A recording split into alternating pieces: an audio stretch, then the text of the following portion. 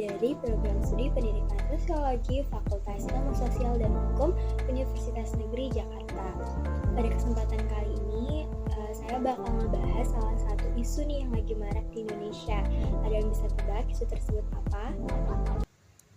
Nah, jadi benar banget, aku akan membahas salah satu isu yang lagi marak di Indonesia, yaitu terkait ketidakmerataan pendidikan. Yang di sini aku soroti itu adalah ketidakmerataan pendidikan yang ada di Nusa Tenggara Timur, yang dimana di sana itu terjadi ketimpangan relevansi kurikulum hingga akses yang terbatas untuk pendidikannya. Seperti yang dikatakan oleh pepatah bahwa pendidikan itu adalah kunci dari masa depan. Namun pada kenyataannya banyak sekali pendidikan-pendidikan itu yang belum merata, terutama di daerah-daerah terpencil seperti di Nusa Tenggara Timur ini. Berdasarkan berita yang sudah saya baca dan juga saya ulas, telah menyoroti berbagai permasalahan nih yang ada di Nusa Tenggara Timur mengenai kualitas pendidikannya itu kurang memadai dan juga kurang maksimal.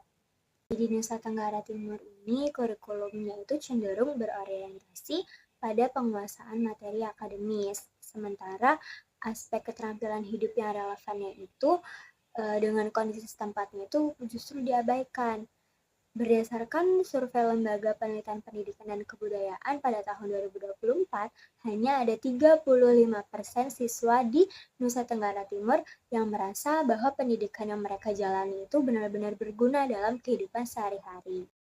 Dan juga berdasarkan data dari BPS, yaitu Badan Pusat Statistik pada tahun 2023, menunjukkan nih bahwa angka buta aksara di Provinsi Nusa Tenggara Timur ini mencapai 5,8%, yang dimana angka ini cukup besar dan juga mencolok dibandingkan dengan daerah-daerah lain yang ada di Indonesia. Melalui ulasan ini, kita akan mengupas tuntas nih gimana persoalan-persoalan pendidikan di Nusa Tenggara Timur, mulai dari adanya ketimpangan akses pendidikan, relevansi kurikulum, hingga dampaknya terhadap kualitas sumber daya manusia. Selain itu, kita juga akan mencoba merumuskan nih beberapa solusi yang mungkin dapat mengatasi permasalahan-permasalahan tersebut. Selanjutnya, kita masuk ke dalam faktor-faktor atau masalah utama yang akan dibahas pada video kali ini. Jadi, di Nusa Tenggara Timur ini terjadi ketimpangan akses yang dimana pertama mulai dari infrastruktur. Contohnya, kayak bangunan sekolah yang ada di Nusa Tenggara Timur itu kurang memadai, seperti ruang kelasnya itu kurang, air bersihnya kurang, tidak ada toilet bersih, dan juga tidak ada seperti perpustakaan atau laboratorium yang memadai. Nah, masalah yang selanjutnya itu adalah mengenai ketersediaan guru yang sangat kurang di Nusa Tenggara Timur. Selain kurangnya guru yang berpotensi, juga ternyata biaya pendidikan yang ada di Nusa Tenggara Timur itu cukup berat dan juga membuat akhirnya masyarakat yang ada di Nusa Tenggara Timur itu memilih untuk lebih tidak mementingkan pendidikan karena ternyata pendidikan yang ada di sana itu membutuhkan biaya yang mahal. Masalah berikutnya adalah terkait relevansi kurikulum seperti yang udah saya bahas di awal tadi, mengenai relevansi kurikulum itu diterapkannya itu seringkali nggak relevan sama kondisi dan kebutuhan masyarakat setempat, serta potensi sumber daya alam yang ada di sana itu kurang dimanfaatkan sebagai bahan pembelajaran, jadi kurang efektif bagi masyarakat atau anak-anak murid yang ada di Nusa Tenggara Timur. Nah, setelah kita membahas mengenai masalah, pasti kita juga bertanya dong, kenapa masalah yang ada di NTT ini sangat kompleks dan juga mungkin sulit untuk diatasi. Hal ini sebenarnya ada beberapa faktor yang perlu diperhatikan. Yang pertama terkait kondisi geografis. Di Nusa Tenggara Timur ini memiliki wilayah yang begitu luas dengan kondisi geografisnya yang beragam kan, sehingga sulit nih untuk memberikan layanan pendidikan yang merata. Selain itu, faktor selanjutnya adalah mengenai ekonomi, yang dimana tingkat kesejahteraan masyarakatnya itu rendah, sehingga menjadi kendala dalam pemenuhan kebutuhan pendidikan. Dan juga kebijakan pemerintah itu ternyata belum sepenuhnya terlaksana dan efektif di Nusa Tenggara Timur. Oke teman-teman, jadi dari berita yang udah saya ulas tadi, sebenarnya hal ini tuh juga berkaitan sama Pancasila, yaitu terkait penyimpangan terhadap Pancasila, yang dimana akses pendidikan yang gak merata itu dapat menyebabkan perpecahan dan juga ketidakadilan di antara daerah, sehingga bisa aja menyebabkan perpecahan di suatu bangsa.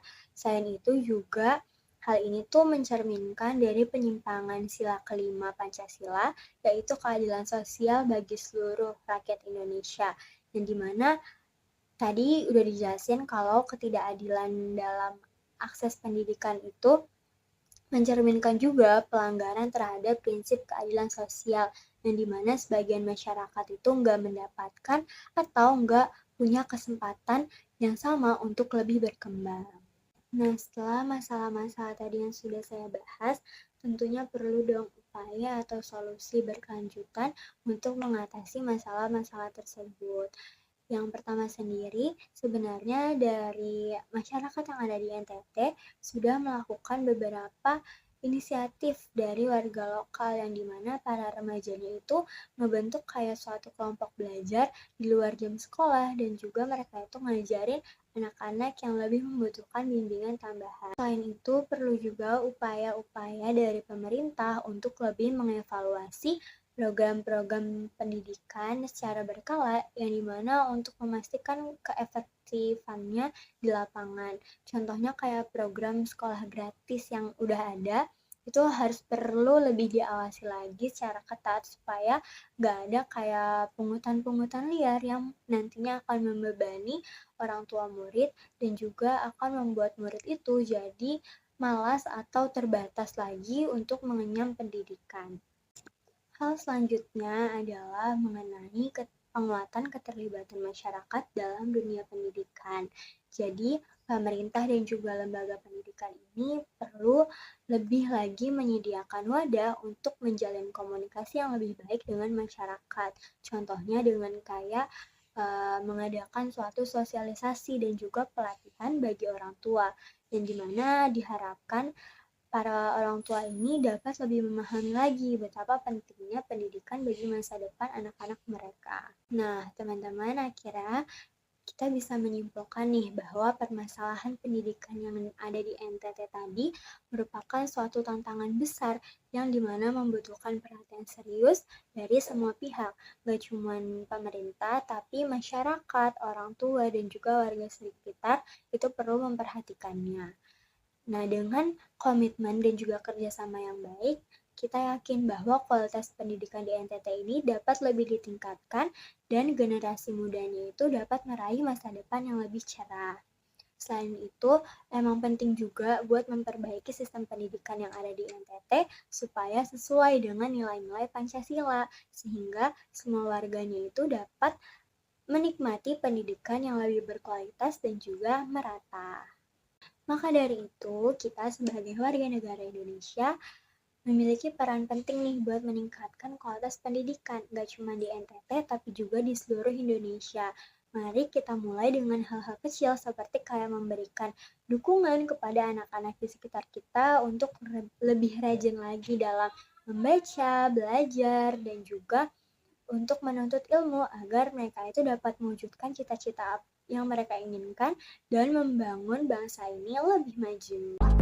Investasi terbaik adalah pendidikan, maka dari itu wujudkanlah kesetaraan. Sekian dari saya, kurang lebihnya mohon maaf. Wassalamualaikum warahmatullahi wabarakatuh.